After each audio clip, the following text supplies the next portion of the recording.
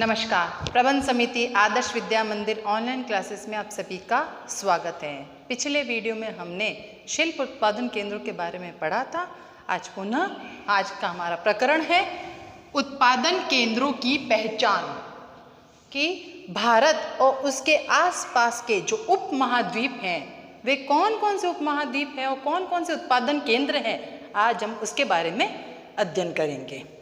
आज का हमारा पहला पॉइंट है पुरातत्वविद द्वारा सामग्री ढूंढना।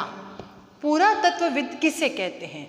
पुरातत्वविद वे होते हैं जो उत्खनन का कार्य करते हैं, जो खोजे करते हैं, कोई सामग्री ढूंढते हैं और उस सामग्री के आधार पर पता लगाते हैं कि ये सामग्री कौन से काल की है।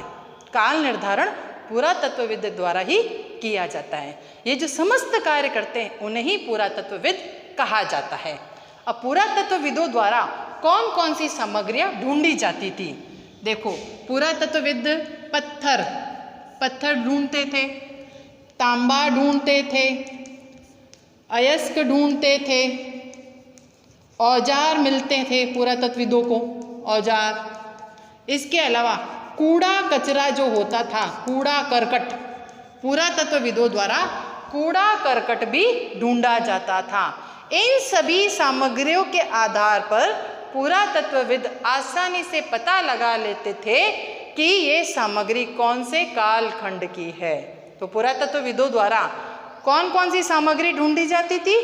पत्थर, तांबा, अयस्क, औजार, कूड़ा करकट। इसके अलावा शंख भी पुरातत्वविदों को प्राप्त हुए हैं, जिनसे उन्हें पता लगाने में आसानी होती थी कि ये सभी सामग्री कौन से काल की है।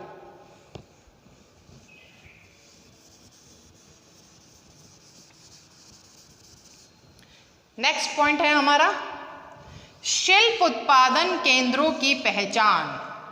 अब शिल्प उत्पादन केंद्र कौन कौन से हुआ करते थे ये तो मैंने पिछले वीडियो में भी बताया था, पुनः बता रही हूँ। देखिए, हमारे भारत देश में गुजरात राज्य, यहाँ पर नागेश्वर नामक स्थान, जो भगवान महादेव जी का स्थान है नागेश्वर, वो और लोथल, ये दोनों समुद्र के किनारे स्थित है। समुद्र के किनारे शंख प्राप्त होते हैं। तो शिल्प उत्पादन के केंद्र भारत में लोथल है और नागेश्वर नामक स्थान है। इसके अलावा ये भारत का इधर पड़ोसी देश पाकिस्तान आता है। पाकिस्तान में शिल्प उत्पादन के केंद्र देखो, हड़प्पा है, मोहनजोदड़ो है, मोहनजोदड़ो। इसके अलावा बालाकोट है, बालाकोट, और चनहुदड़ो भी शिल्प उत्पादन के केंद्र हुआ करते थे। शिल्प उत्पादन के केंद्र कौन से थे? भारत में लोथल और नागेश्वर, और पाकिस्तान में कौन से थे? हड़प्पा, मोहनजोदड़ो, बालाकोट और चनहुदड़ो शिल्प उत्पादन के केंद्र हुआ करते थे।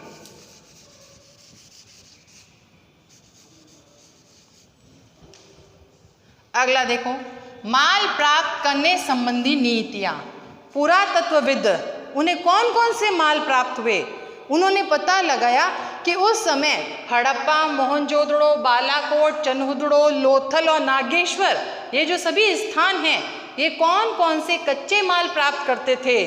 फिर यहाँ के लोगों ने कौन कौन सी नीतियाँ बना दी उन कच्चे माल के द्वारा ही। तो कच्चा माल कौन कौन सा प्राप्त करते थे? देखो, पत्थर, लकड़ी और मिट्टी, ये ऐसा कच्चा माल है जो सभी जगह प्राप्त होता था। कौन सा? पत्थर, लकड़ी, मिट्टी, ये ऐसा कच्चा माल है जो सभी जगह प्राप्त होता था। अब इसी कच्चे माल से हड़प्पा, मोहनजोदड़ो के लोगों ने, जैसे मिट्टी से उन्होंने बैलगाड़ियाँ बना दी, तो हड़प्पा, मोहनजोदड़ो के वासियों के जो बच्चे थे वो बैलगाड़ी को खिलौनों के रूप में खेला करते थे। पहले बैलगाड़ी बनाई, खिलौनों के रूप में बनाई, छोटे बच्चे उस बैलगाड़ी से खेला करते थे। बाद में वही बैलगाड़ी लोगों के लिए परिवहन का साधन बन गई, यानी लोगों को एक स्थान से दूसरे स्थान पर आने जाने के लिए उन्होंने बैलगाड़ियों का निर्माण कर दिया और आसानी से एक स्थान से दूसरे स्थान पर आया जाया करते थे। तो बैलगाड़ी स्थल मार्ग का परिवहन का साधन बनी। धीरे धीरे हड़प्पा और मोहनजोदड़ो के लोगों ने नाव का निर्माण कर दिया, क्योंकि कच्चा माल पत्थर, लकड़ी, मिट्टी ये सभी जगह प्राप्त होता था। उसके अलावा कोई दूसरा माल दूसरे देशों से चाहिए तो वही है, एक स्थान से दूसरे स्थान पर आना जाना था। अब जहाँ जहाँ स्थल मार्ग है वहाँ पे तो बैलगाड़ी आसानी से आ जा सकती थी, लेकिन अगर बीच रास्ते में जल मार्ग आ गया तो जल के अंदर तो बैलगाड़ी चल नहीं सकती। तो जल मार्ग के लिए हड़प्पा और मोहनजोदड़ो के लोगों ने नाव का निर्माण कर दिया। अब ये नाव जो थी वो जल मार्ग का परिवहन का साधन बन गई। हड़प्पा मोहनजोदड़ो के लोग आसानी से एक देश से दूसरे देशों में भी आया जाया करते थे और कच्चा माल प्राप्त करते थे। आगे देखो, उपमहाद्वीप और उसके आगे से आने वाला माल।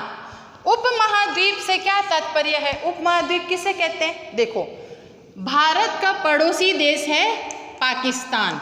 पाकिस्तान को उपमहाद्वीप कहा जाता है। हमारे भारत के नीचे इधर है श्रीलंका, इसे उपमहाद्वीप कहा जाता है। जो भारत की सीमा से सटे हुए देश हैं, सीमा से लगते हुए जो देश हैं, उन सभी को उपमहाद्वीप कहा जाता है। उसके अलावा भारत देश के दक्षिणी पूर्वी जो द्वीपांतर द्वीप समूह है, जैसे जावा, सुमात्रा, मलया यानी मलेशिया है, इंडोनेशिया है, इन सभी देशों को देखो, जावा, मलेशिया, इंडोनेशिया, इन सभी देशों को, इंडोनेशिया, इन सभी देशों को उपमहाद्वीप कहा जाता है। इन सभी उपमहाद्वीप देशों से भी हड़प्पा मोहनजोदड़ो के जो लोग थे वो कच्चा माल प्राप्त किया करते थे, और वही कच्चा माल शिल्प उत्पादन के केंद्र भी बन गए। आगे देखो, माल व स्थानों के नाम। अब हमें कौन कौन सा माल हड़प्पा मोहनजोदड़ो, बालाकोट, चनहुदड़ो, लोथल, नागेश्वर, ये जो शिल्प उत्पादन के केंद्र थे, इनमें महत्वपूर्ण केंद्र तो हड़प्पा और मोहनजोदड़ो ही थे। हड़प्पा और मोहनजोदड़ो जो पाकिस्तान, वर्तमान पाकिस्तान में स्थित है, ये शिल्प उत्पादन के महत्वपूर्ण केंद्र हुआ करते थे। अब कौन कौन सा माल कहाँ कहाँ से प्राप्त होता था? तो माल व स्थानों के नाम देखो, हमारा राजस्थान राज्य तांबा, तांबा राजस्थान का खेतड़ी, यानी खेतड़ी स्थान कहाँ स्थित है? राजस्थान का झुंझुनू जिला, राजस्थान का झुंझुनू जिला, झुंझुनू जिले में खेतड़ी नामक स्थान, जहाँ से तांबा प्राप्त होता था। देखिए पुनः माल और स्थानों के नाम। माल कहाँ कहाँ से प्राप्त होता था? खेतड़ी, राजस्थान का झुंझुनू जिला, जहाँ से तांबा प्राप्त होता था। भारत का कर्नाटक राज्य, जहाँ पे कोलार की खान है, वहाँ से सोना प्राप्त होता था। कर्नाटक से सोने की प्राप्ति होती थी। चांदी कहाँ से मिलती थी? ईरान और अफगानिस्तान से। ईरान व अफगानिस्तान से चांदी मिलती थी। संगमरमर राजस्थान राज्य से प्राप्त होता था। संगमरमर राजस्थान से प्राप्त होता था। शंख कहाँ से मिलता था? वे देश जो समुद्र के किनारे स्थित हैं, वहीं से ही शंख की प्राप्ति होती थी। जैसे गुजरात, गुजरात से शंख प्राप्त होता। इसके अलावा हड़प्पा और मोहनजोदड़ो से भी शंख की प्राप्ति हुआ करती थी।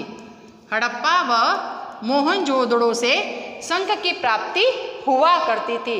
लाजवर्दमणि जो नीले रंग का पत्थर होता था, वो अफगानिस्तान से प्राप्त होता था। तो इस प्रकार ये जो कच्चा माल है, एक देश दूसरे देशों से प्राप्त कर लिया करता था। आगे आता है सुदूर देशों से संपर्क। अब ये जो देश है दूसरे देशों से कैसे संपर्क किया करते थे? जैसे देखो, हड़प्पा के निवासी, उन्होंने तांबा खेतड़ी झुंझुनू जिले से प्राप्त कर लिया। लेकिन हड़प्पा के लोगों को जब पता चला कि तांबा अरब देश के लोग भी बनाते हैं, तो हड़प्पा के लोगों ने मर्तबान बनाया, क्योंकि अरबी लोगों को मर्तबान बहुत ज़्यादा पसंद आता था। अरबी लोग मदिरा मर्तबान में ही भरकर रखते थे। हड़प्पा के लोगों ने अरब से संपर्क साधा और अरब के देशों को कहा कि तुम हमसे ये मर्तबान ले लो और तुम्हारा अरबी तांबा हमें दे दो। अरब देश के लोगों ने स्वीकार कर लिया। हड़प्पा के लोगों ने मर्तबान अरब देश को दे दिया और अरब देश का तांबा हड़प्पा के लोगों ने ले लिया। तो इस प्रकार सुदूर देशों से संपर्क किया जाता था। यानी उस समय वस्तु विनिमय पद्धति प्रचलित थी। वस्तु विनिमय पद्धति के द्वारा ही माल एक स्थान से दूसरे स्थान पर भेजना या वस्तु देकर कोई दूसरी वस्तु ले लेना। तो इस प्रकार वस्तु विनिमय पद्धति द्वारा ही माल प्राप्त किया जाता था। उस समय बाट थी, मोहरे थी, मुद्राएं भी थी, मुद्राओं का भी प्रचलन था। लेकिन ये सभी चीजें कहाँ मिली हैं? हड़प्पा की मुद्रा, मोहरे, बाट, पासे, ये सभी चीजें पुरातत्वविदों को ईरान में मेसोपोटामिया नामक स्थान है, तो मेसोपोटामिया नामक स्थान से ही हड़प्पा की ये सभी चीजें प्राप्त हुई है। क्योंकि हड़प्पा के लोग नाव में बैठकर मेसोपोटामिया ही जाते थे, मेसोपोटामिया से कोई वस्तु खरीदते थे और हड़प्पा के लोग अपने यहाँ की बाट, मोहरे, पासे है, सभी चीजें मेसोपोटामिया के लोगों को दे दिया करते थे। तो पुरातत्वविदों को हड़प्पा के ये सभी बाट, मोहरे, पासे मेसोपोटामिया से प्राप्त हुए हैं। तो हड़प्पा के लोगों ने मेसोपोटामिया के देश को नाविकों का देश कहा है। क्या कहा है? नाविकों का देश है। मेसोपोटामिया कौन सा देश है? नाविकों का देश है। और मेसोपोटामिया के लोगों ने हड़प्पा वासियों को क्या कहा है? मेलूहा। क्या कहा है? मेलूहा। मेसोपोटामिया के लोगों ने हड़प्पा वासियों को मेलूहा कहकर संबोधित किया है। इस प्रकार सभी एक देश दूसरे देशों से संपर्क साधते थे। उत्पादन तो वैसे सभी जगह होता था, चाहे सोना हो, चाहे शंख हो, तांबा हो, संगमरमर हो, चाहे चांदी हो, बाट पासे हो, चाहे मर्तबान हो, तो सभी एक दूसरे से जुड़े रहते थे। और जुड़े भी कैसे रहते थे? स्थल मार्ग के द्वारा और जल मार्ग के द्वारा एक दूसरे से जुड़े रहते थे। धन्यवाद।